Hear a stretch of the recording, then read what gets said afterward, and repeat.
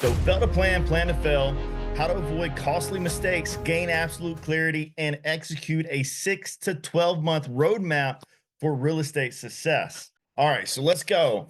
If you struggle with real estate investing, I'm the first one to tell you it's not your fault. It's literally not your fault because everybody struggles with real estate investing, and it's a lot to get out of the ground and get moving. If you ever doubted your ability to succeed in real estate, you're not alone. That's everybody feels like that at some point in time in their journey. And it's time to put those fears to rest. And I'm going to help you do that tonight on this event. Now, the issue is misleading gurus. All right, I'm not going to say they're wrong. I'm not going to say they're teaching bad stuff or anything. They're misleading you. And I learned this the hard way. They push shiny objects and they never actually give you any real strategies. Now, the truth, every successful investor has a strategy they follow, whether they realize it or not. They have a strategy. Even if they're not successful, you're still following some type of strategy. It's a bad strategy, but you're still following a strategy. All right. If you ever felt like the system is set up for you to fail, you're probably right because that's the reason you're here. I'm going to give you a roadmap the next 6 to 12 months for you to plan and for you to execute. And it's going to blow your mind. It's going to be super simple if you just hang in with me. Now, my goal in this lesson is to give you massive clarity. And when I say massive clarity, I am talking about the type of clarity where you understand exactly what you're going to do in order to execute and where you fit in. And this isn't about like goals now. This is about goals that you're going to grow into because life's just this big cycle. And if you look at people like Warren Buffett, who's in his 90s, he went through a similar path. The difference between him and you and I is he's went through the whole cycle. We could only dream of hitting a Warren Buffett level when it comes to investing in life itself. In my opinion, huge fan of Warren Buffett. Let's go ahead and look at a few of my failures. So I'm nobody special. Literally from Middleton, Tennessee, population around 300 people, super small town. The opportunities are small. Just know that population does matter. Like where there's a lot of people, you have way more opportunities. All right, I've spent over 200,000 on courses looking for the secret, looking for the shortcut, and I promise you, you will just continue to spend that money until you sit down and you execute on some of the stuff I'm going to show you tonight. All right, I've spent over 100,000 in my own operation on now canceled software. Like we got rid of so much stuff. All right, I used to have stuff connected all over the place, and it was just a nightmare. I have team members in there. It was a nightmare. They didn't know how to use it, couldn't execute. It caused issues all the time. Major disagreements with my wife over our future in real estate. All right, this is consistent cycle. This is that cycle of you being a partner, a life partner with your spouse. Because if I ever talk to you and I sit down with you as a couple, I will literally bring this up because every couple goes through the exact same thing. There's no couple out there where it's just smooth selling because whenever you're working with your spouse, you also have these two hats, and you got to remove your husband hat or your wife hat and you got to put on your business hat, right? Whether you be the boss or she's the boss, there's hats to be worn, and the ability to communicate at, I'm not going to say a high level, but above average level is so important. Yeah, it's a skill you have to work on consistently to do. And it changed the game for me and Lori completely. But at the same time, we still work on communication every day. All right. And it's a challenge. I've lost major money with contractors. Like I had literally a contractor to lose me over 100K. It was ridiculous. And it was one of those things where I just didn't know what I didn't know. And if I could go back, I definitely wouldn't make that same mistake twice and haven't since. However, it happened. I learned from it and I moved on and I made the money back. All right. So you can always recover. You have time. Another big failure of mine is it took me 3 years to break through the $1 million ceiling. And I put that as a failure because everywhere we look out there, you see people and they're millionaires or they're making a lot of money really quick. Well, I mean, it took me 3 years. All right, to me, that's a long time because I meet people and it's just like, wow, dude, you got your first deal and it was a $70,000 wholesale deal. Like what? And it blows my mind. There are possibilities out there to do big paydays, big checks, etc. But are they the norm? No. However, I will tell you how to consistently make money and get to that millionaire plus status tonight. All right, now I've walked away from my 13-year career as an air traffic controller. We've got a portfolio that pays us a little over 50K a month, and we homeschool our children, we travel, and now I am focused on doing nothing more than building the Dealboss project. All right, and what is the Dealboss project? A Dealboss project is a group of people where we come together and we are the one in our family, in our generation, to make life-changing decisions. All right, we're the one who sets down and we go after our dreams and we don't look back. And we use the vehicle of real estate in order to get started and keep going. Inside the Deal Boss project, the core thing we give you is all the foundations and setup so you don't have to take so long to get up and running. All right, what we'll cover tonight. Secret number one is how to reverse engineer your financial goals into a simple, clear execution plan. This is so important. If you pull up YouTube, you can find 1,000 different exit strategies. All right. Wholesaling is not what you are. Wholesaling is an exit strategy. All right. Subject to, like, I'm a creative investor. Like, you exit creatively, right? There's a difference, right? Let's understand what we're actually doing. Secret number two, the 9 levels of real estate wealth, unlocking your path to 10, 100K and a million plus in real estate. Secret number two, super cool. All right. I'm excited to share it tonight. All right. How to reverse engineer your financial goals. All right. Let's talk about some setback. It is hard to make money in real estate. It's hard to get started and to become successful at anything you do initially. Everything is hard until you do it, and then you do it again. And then all of a sudden it becomes easy and you start elevating yourself and moving forward as you grow and scale in life. All right. Need a better list. I hear this so many times. They're like, Mike, I got bad data. I'm going to challenge that thought because I don't believe you have bad data. I believe you have bad follow-up process. You don't know what's actually happening with your data. So it's not your list. All right. There's no such thing as a magic list out there. All right. And I go deep into that inside of the project. A better system. That could be true. A lot of people don't even have a system. All right. Their system is like literally like, let me jump on my computer and pull up a property and call it. That works, but can you consistently do that? Can you consistently have deals? Do you have the process to be able to have your 9 to 5 job and still get deals across the dinner table every week, every month, right? And the answer is probably no. I need more money before I can start investing in real estate. That is absolutely false. If you can construct an opportunity, like if you can create an opportunity, you can always get funding for it. All right. It's been done since the beginning of time. It's nothing new. It's nothing unique. Okay. It's simply you have a skill to go out here and create an opportunity. And therefore, there are people where their investment practices allows them to invest in that opportunity and they don't want to be active. All right. It's just passive investors. And we call those private money lenders, right? There's hard money lenders, there's banks, etc. So you definitely don't need your own money to start investing, but there's a skill that you have to learn. You have to learn how to raise money. All right. People will never sell me their home. This one is definitely a limited belief because of your phone skills. That one setback right there can absolutely be solved by you going out and doing our first thing that we do inside the Dealboss project, and that's find 5 anchor buyers. If you go out, and I'll show you exactly how to do this, you're going to find 5 buyers in your market, and then you're going to understand exactly what they're buying.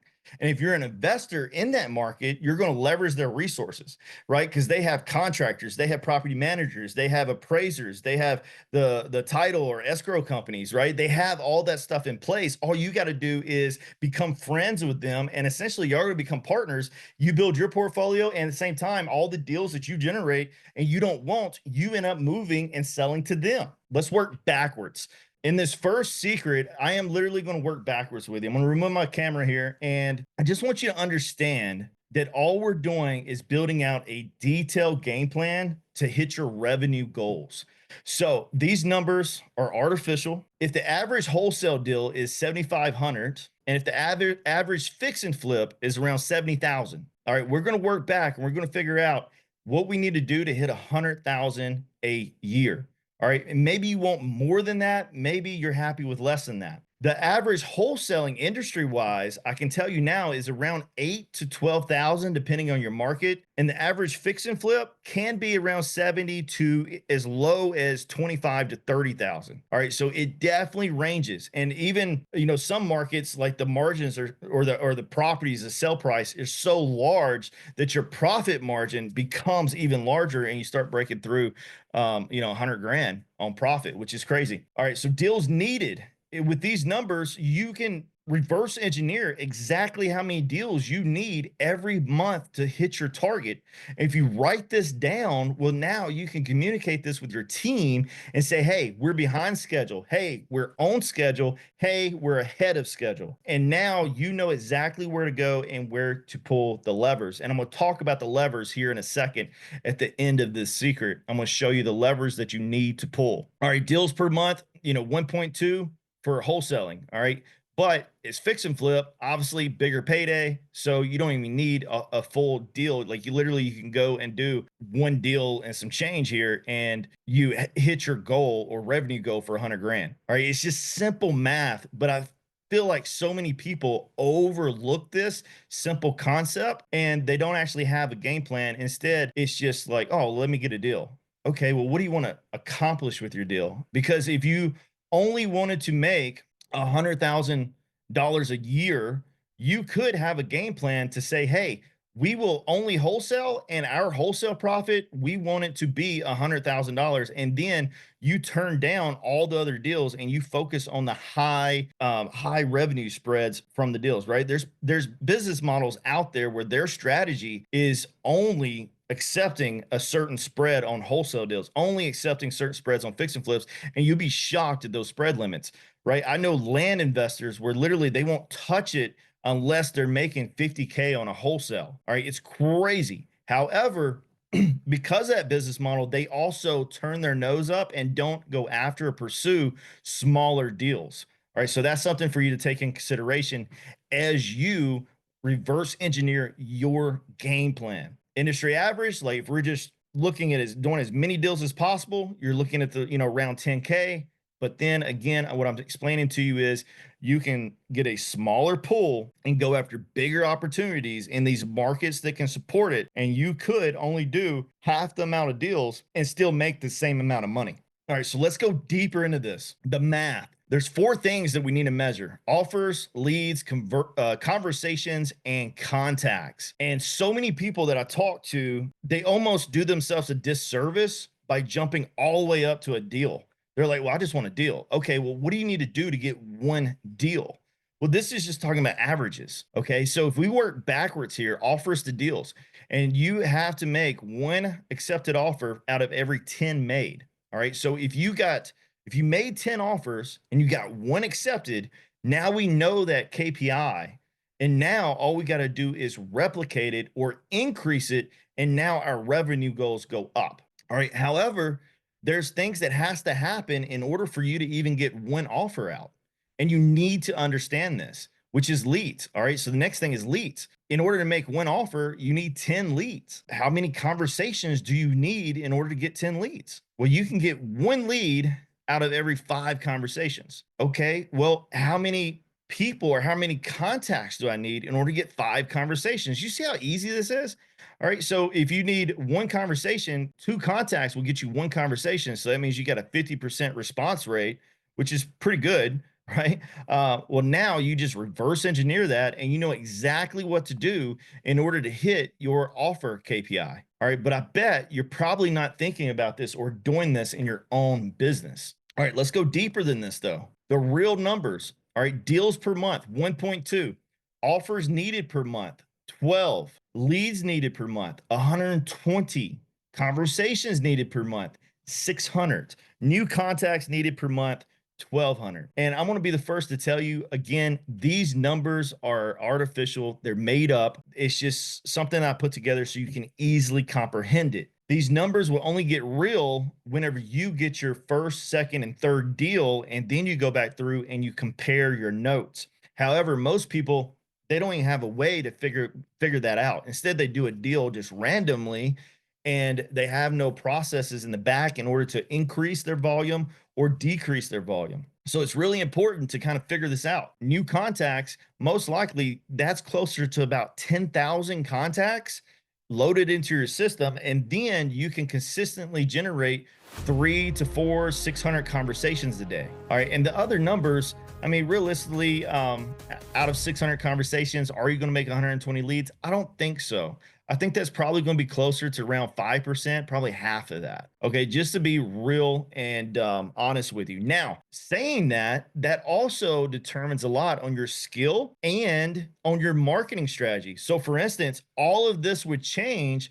if I paid for higher quality marketing, right? It's not, I didn't say higher quality leads, I said higher quality marketing. So, for instance, outbound marketing, your cold call, your SMS, your RVMs, emails, your door knocking, all that stuff right there, you're going out and you're having to generate this stuff. All right. And because you're having to generate this stuff and they're not calling you, they are going to be less motivated on the pipeline, and you have to nurture them or stay with them for a period of time before they get more motivated versus direct mail or pay per click. All right. These numbers could be true, right? With direct mail, you don't have to send out, 10,000 different contacts in order to get these numbers, right? It's way less. Like literally I've done a mailer list of 1,000 before and gotten 5 deals out of that.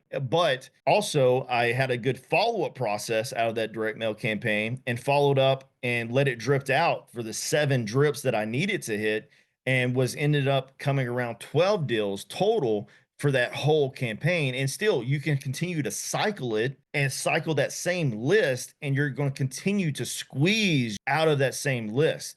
Because one thing that you can always be certain of, time creates all problems and it solves all problems.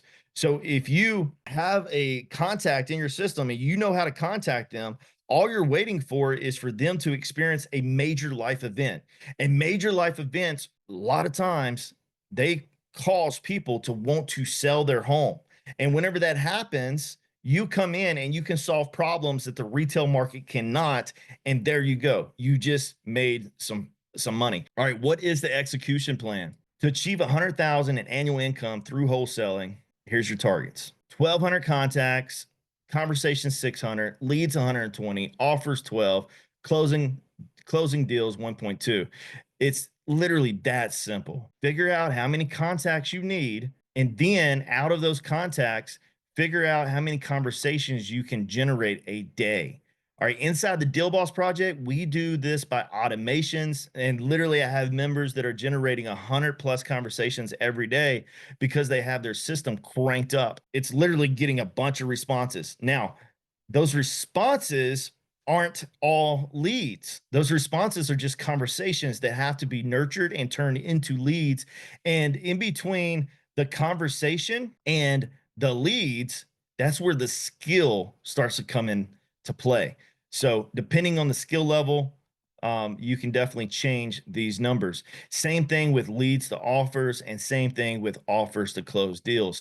Obviously, it doesn't really matter about contacts and conversations. All right. That is more of just the knowledge and the know-how to make it happen. All right. The path. Consistency is so crucial. You have to follow up. If anybody tells you you don't have to follow up, please turn around and run.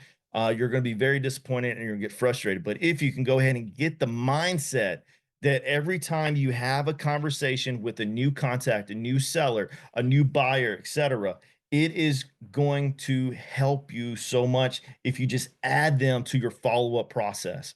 All right, you have to optimize your conversion rates, improving your skills at each stage. This reduces the numbers that you need in order to hit your annual revenue. All right, track your metrics. Most people don't even know how to track their metrics. For the longest time, whenever I first started, all I got told by, the programs I was in is just like, know your KPIs, know your KPIs. And I was just like, well, how do I track my KPIs? And they're just like, do the math. I'm just like, it's not that easy, right? Like it wasn't. But in the Dealboss project, we make it that easy because the dashboard's already made and it just spits everything out and you can see your exact KPIs. By systematically working backwards from your financial goals and understanding the necessary activities each stage, you can create a clear and actionable plan to succeed in real estate investing. And the reason I put this on its page on its own is I want you to hear this. You have to understand how to work backwards. If you know how much your average deal is and you know how many contacts you need in order to get your average deal, you can make as much money as you want in real estate by pulling levers. All right. The truth is, every successful investor follows a plan, whether they realize it or not. Even the bad investors still follow a plan. And if you don't, you're just hoping for success instead of engineering it. And hopefully that hits home, because you have to strategize and you have to know what you're doing every day. You have to figure out, all the way down to how many days of the week, how many hours am I putting in? And then you have to do that every day. Every time you write down something, do it. Set your goals and make them work. And it's really easy. All you got to do is show up. All right. So the fun part, I'm super excited for this one. The 9 levels of real estate wealth. Unlock your path to 10, 100K, and a million plus. This is going to bring you a little bit of really good insight of where you are in your journey of being a real estate investor. All right. What do all these people have in common? All these guys, they're successful in their own means. And then there's you. And everybody has this one thing in common. And I'll show you at the end. Level 1 is the dabbler. The dabbler makes 0 to 10K a year. Most of the time it's 0. All right. I can't tell you how many real estate agents that contact and talk to that closes maybe one listing a year. All right. It's insane. It's the dabbler. Their question is, how do I find my first deal? They need to understand self-education and market research, but they're stuck in this learning mode. They're stuck in this frozen path of, well, I'm afraid to step forward. I'm afraid to do this. I don't really know what to do. And it's that lack of clear path, which I just walked you through, where you understand, okay, well, hey, this is how many contacts I need. It starts with that. It starts with contacts. So you got to have a list. You got to have people to call. So if you're hand dialing, you can stop everything you're doing right now, turn this off, go into Zillow, go into, one of the million list providers that is free, and download an on market listing, right? And then start calling agents tomorrow. Boom, there you go. There's your list. All right. And then you're going to start building those KPIs that we talked about earlier. That sounds painful though. So are you a dabbler? And there's a lot of people that's going to be watching this, and you're going to be classified with a dabbler. Like, let's be honest with yourself where you're at, but it doesn't have to be that way. You can move up and you can become a deal seeker, and you can go all the way to level 9. And I'm going to show you how to do that. So the deal seeker, 10K to 50K, that's your income level. All right. You're doing a deal or two a year. You're not making much money at all. The key question is, how do I close my first or next deal? You have a part-time execution mindset, and you have trouble finding motivated sellers and negotiation. You have to learn the skills. First skill you need to learn is negotiation. This negotiation is by far the most powerful skill we can ever learn, because you are always selling, whether you want to admit it or not. And you have to be able to negotiate. You have to be able to sell in order to do anything in life. It is by far the number one skill. But deal seekers, they don't even make enough phone calls, and they don't practice, and they don't know their script. They don't know their word tracks. They don't know tonality. They say nothing, and they kill deals. There's a lot to learn in deal seeker, but the issue in deal seeking, they spend more of their time trying to figure out how to get motivated sellers, and they keep looking for a shortcut. All right, that's what the Dealboss project comes into play. And we build your foundations, operations, marketing, and generate you conversations every day. And all you have to do from now on out is focus on learning sales. It's mind blowing how easy it is. Are you a deal seeker? Be honest with yourself. All right, the hustler, 50 to 150K a year. Their number one question is, how do I generate leads and scale my marketing? Their identity shift, right? Their full-time hustle. Their skill set is consistent lead generation and marketing. To wrap this up on a bow, I want you to think about the person who does a deal probably once or twice a quarter. All right, realistically, that's what you're looking at. And the reason you do a deal once or twice a quarter isn't because you don't know how to negotiate anymore. Instead, it's because you don't know how to market. And the simplest way to market is to turn on what's called a volume game, right? Crank a knob up and start generating a lot of conversations. And now you're going to start marketing.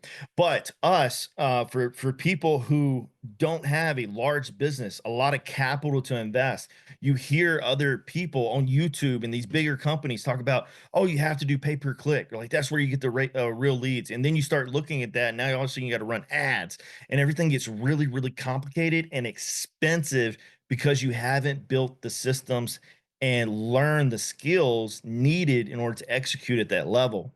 So at the hustler level, all you need to do is turn on AI and automation and start sending out SMS daily. Start working the dialer daily. You leverage RVMs if you're comfortable with it, emails, etc.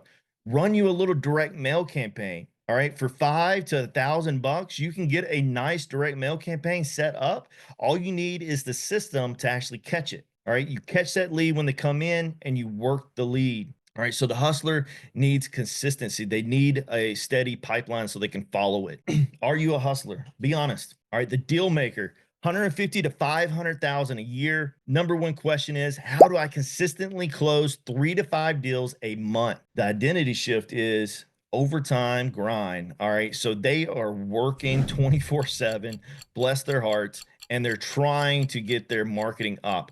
All right, their skill set that they need is sales, follow up, and raising capital. I was stuck here for a long time. All right, the deal maker, like this is definitely where I was stuck for the longest time.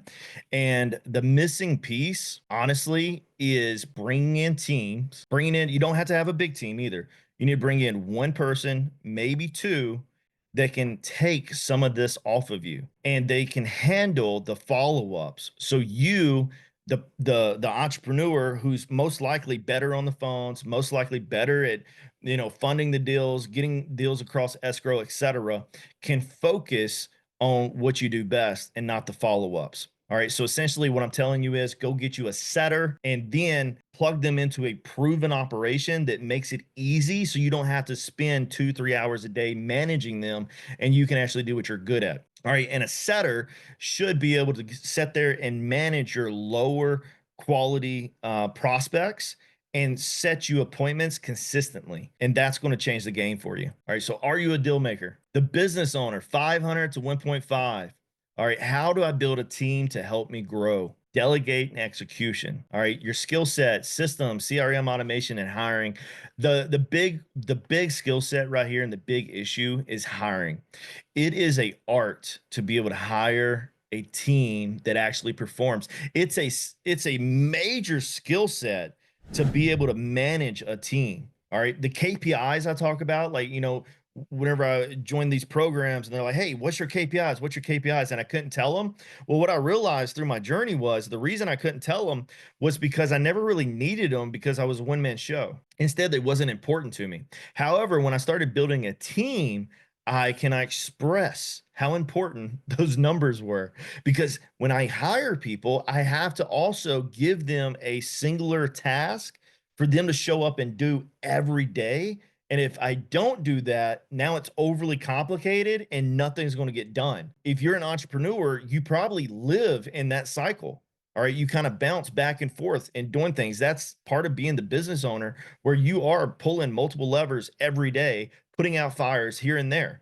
However, your team cannot do that. And if you ask them to do that, they will fail. And because they will fail, you will fail. If you're in this category right here, the number one goal is hiring, developing leadership in yourself, and understanding how to correct people to help them improve. Number one. All right, are you a business owner? The asset builder, level 6, 1.5 to 3 million a year. All right, key question is, how do I remove myself from daily operations? You got to swap your mindset to delegate. This is hard for a lot of us because we're blue collar people.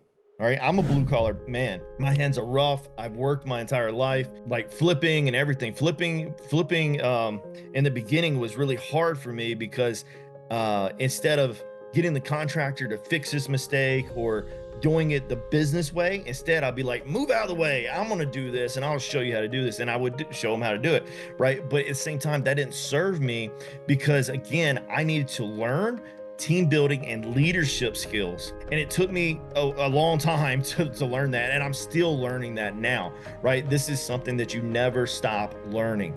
So again, asset builder, how do you remove yourself from daily operations? And you have to have the skill of high quality leadership. All right. And I was in the military, and I'll be the first to tell you, I've plenty of high ranking individuals that were terrible leaders. It happens, right? Like there was a saying in the military we always said was, respect the rank, not the man. And you don't want to be that person who's an employer, a business owner, and your people, your team looks at you saying, oh man, respect him because he's the boss, but I really hate that dude. So leadership skills and team building is so important. And it's not about being liked, it's about being able to influence someone, influence your team to accomplish the goals and the mission that you have in hand. So at the beginning of this call, we talked about your financial plan. In order to hit these numbers right here, these are some big numbers. In order to hit those, you got to be able to influence and promote and persuade your team to close deals, to generate leads, to get contracts accepted, to go find buyers, etc. Right? You have to do that. And that is a skill, and it's a full-time job. Are you an asset builder? All right, the portfolio owner, 3 million to 10 million plus in net worth. The key question, how do I scale and own multiple assets? You got to give up autonomy of time. The number one skill, asset management and cash flow scaling. This is huge. All right. Again, the life cycle of an investor. This is massive. All right. As I get to these higher levels, like think about the skill set it takes to manage assets, manage multiple assets. We've got Airbnbs, we got short terms, we got apartments. Each one of them has its unique issues, and you've got to learn how to maneuver in these situations. But also you got to be able to, again, have that leadership and team building so you can bring in other people that can help you do this or do it for you. And now you're focused on the cash flow scaling, going out and getting more assets, right? And then when you get an asset, you're able to hand it off to your team and they're able to go get it fulfilled, right? Meaning move a tenant inside of it, get it cash flowing. Even the skill, right? If you haven't bought property yet and you're not a landlord, the first thing you will need to do is understand how to vet your tenants before you allow them to move in. And you will learn that very quick in the beginning. I promise you that. Yeah, there's skills that has to be made and it has to be learned inside of the portfolio owner that a lot of you may be experiencing right now, just owning a couple of doors. All right. The asset management is huge. Vetting your tenants, scaling, getting cash flow up. All right. So are you a portfolio owner? The capital investor, level 8, 10 million to 30 million net worth. The biggest question you'll have is, how do I multiply my wealth through real estate? Your identity shift, maximize return on time. All right, this is where it starts to get fun. Maximize my return on time. All right, large scale acquisitions and wealth preservation. So once you get to this phase right here, I'm nowhere near this, right? Like this is my goal right here is to get to this level. And this level to me means that I'm going to go out and start getting a what's called a family bank, right? And essentially start having a little operation, a little office that's literally managing my family's assets. This is huge. And again, think about all the skills that you need to learn in order to get here. And that's the big thing I'm painting. That's the picture I'm painting for you right now, right? Imagine yourself. Are you the dabbler? Are you the hustler? Are you the deal maker? Where are you at in this journey? And then where do you want to get to? Maybe you don't want to hit this mark. All right. These numbers, like, again, they're just numbers. Like you can hit this mark right here at a totally different income level. But my point is the skills and what you need to shift in your mindset. All right. Return on time. All right, this is huge. So earlier, I think it was like level 6, I talked about blue collar. The reason I said that is because I was raised blue collar, and what that meant to my psyche is I save my money over spending my time. So if I have a choice and I have time in one hand and money in the other hand, I'm going to always choose to spend my time to save my money. At this level, it's the opposite. You're making the conscious choice to always spend your money to save your time. And it's because of the skills that you learn and you develop to go. This is something like I am truly working on nonstop, trying to delegate, spend the money over saving my time. That way we can scale quicker and just get to this point. This is a challenge for me. I'd love to know where y'all are at. Are you a capital investor?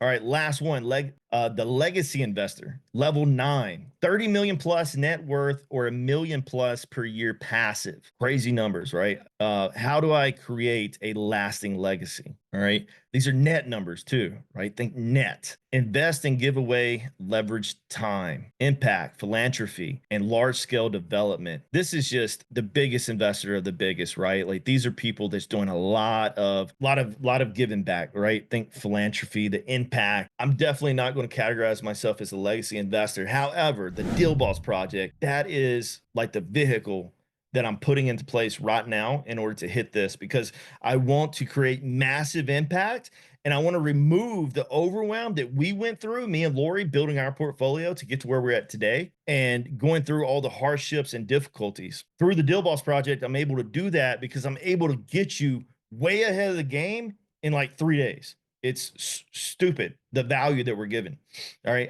And that's through setting up your foundations, your operations, and your marketing.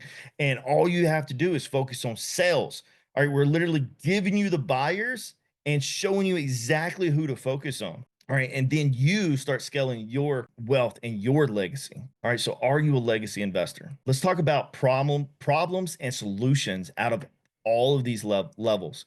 Overwhelmed, doesn't know where to start. That's the dabbler. Struggling to generate leads consistently. It's the deal seeker. Can't get deals consistently. The hustler. Doing everything manually. The deal maker. Scaling without systems leads to burnout. No systems in place. The business owner. Still too involved. The asset builder. Portfolio requires constant management. Needs to multiply wealth efficiency. Wants to hand off legacy building business. Every one of these things, think about the number one issue is the bandwidth. The investor, the entrepreneurs, the owner, the guy, you, right? The key man. It's your bandwidth. You do not have enough time. And because you never learn how to automate, put systems in place, delegate, train and hire a team, you will continuously never have enough time and you'll eventually hit a wall and you'll hit that ceiling and you're not going to be able to move forward until you learn one of those skills. That way you start buying back your time. All right. So the solution for every one of them summed up is a clear, proven system, a path to follow, something that automates the workflow and something that's simple enough that you can train a team on where they can do it for you. And it's little oversight. And again, that's what we provide inside the Dealboss project. All right. So every one of these people all have one thing in common, including you. Every one of these people, you could throw everybody that you know on this image right here, and you all have one thing in common. You need systems to win. If you don't get the right system, if you don't build it from the beginning, you're going to end up going 5 steps back whenever you could have just done it right from the beginning, and you're going to add rocket fuel to your legacy. We all have a limited amount of time on this planet, on this earth, and we need to make the best of them. We have to follow the system. Hope you enjoyed this event. And if you haven't already, join our free school group, dealbossproject.com. We'll see you on the inside. And if you're already a member, remember that you can jump on a game plan call with me. Do a couple a week. Just go to ericwhowe.com/game plan. And I'm going to walk you through exactly what you need to do next, depending on where you are in your investing career. All right. Stay blessed by the best. We'll talk soon.